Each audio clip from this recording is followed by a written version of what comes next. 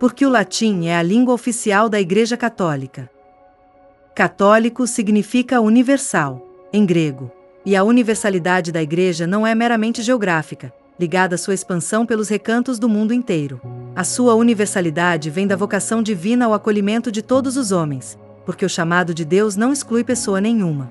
Para que a mensagem da Igreja fosse universal historicamente, Deus se valeu dos elementos históricos que contextualizavam o nascimento da Igreja e que permitiriam a sua universalidade. Muito relevantes, neste sentido, foram a língua e a estrutura do Império Romano, a realidade humana mais universal da época. A língua desse império era o latim, que, a partir de Roma, se estendeu pelos territórios conquistados, territórios que abrangiam, inclusive, a Palestina dos tempos de Jesus. Jesus falava aramaico, a língua do seu povo, mas é provável que tivesse conhecimento também de outros idiomas importantes da época, como o grego e o latim. É o que nos sugere, por exemplo, a conversa entre Jesus e o centurião romano, mencionada por Mateus e Lucas. Só aparecem como testemunhas dessa conversa os discípulos e outras pessoas de nível cultural semelhante ao deles. Não teria havido intérprete. É possível que ao menos parte da conversa tenha sido em latim. Também é provável que Jesus tenha usado esta língua para falar com Pôncio Pilatos.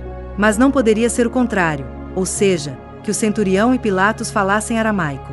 Certamente é possível, embora seja muito mais comum que aos territórios conquistados seja imposta a língua do império do que os conquistadores falarem a língua de seus dominados.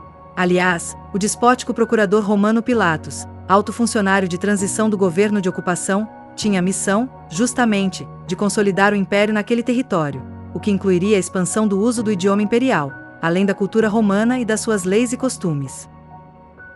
Como quer que fosse, se alguns do povo falavam latim, por que não Jesus?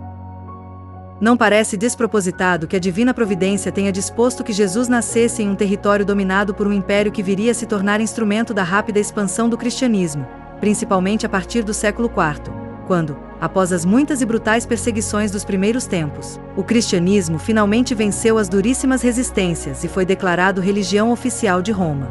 Depois de Pentecostes, os apóstolos de Jesus partiram para conquistar o mundo. E que mundo eles encontraram? Encontraram um império compacto e organizado, graças, entre outros fatores, à língua franca latina, usada junto com a língua culta de então, o grego. Foi nesse contexto histórico e conjuntural que o cristianismo se estabeleceu, e foi dele que a Igreja adotou a forma terrena: organização, estrutura, direito e língua. Uma língua capaz de unir e preservar. A Bíblia, os documentos eclesiais e patrísticos e os concílios foram sendo escritos ou traduzidos para o latim a fim de chegarem aos confins geográficos do mundo conhecido. Ao abraçar todas as nações, e sendo destinada por vocação divina a permanecer até a consumação dos séculos, a Igreja, por sua própria natureza, exigiu uma língua universal, que lhe permitisse a comunicação oficial não só entre os membros de um determinado contexto histórico, mas que também vinculasse os cristãos de todas as épocas. E o latim é, providencialmente, a língua apropriada. Trata-se de uma língua muito, mas muito, precisa e propícia para o aprofundamento nas verdades teológicas e para não desvirtuar o sentido dos textos. Sua condição de língua morta, no sentido de não estar sujeita à evolução, lhe confere particular valor para os usos teológicos e litúrgicos, já que é necessário que os significados das palavras se mantenham estáveis, conservando o sentido preciso para leitores de todas as épocas. Fonte: Aletheia.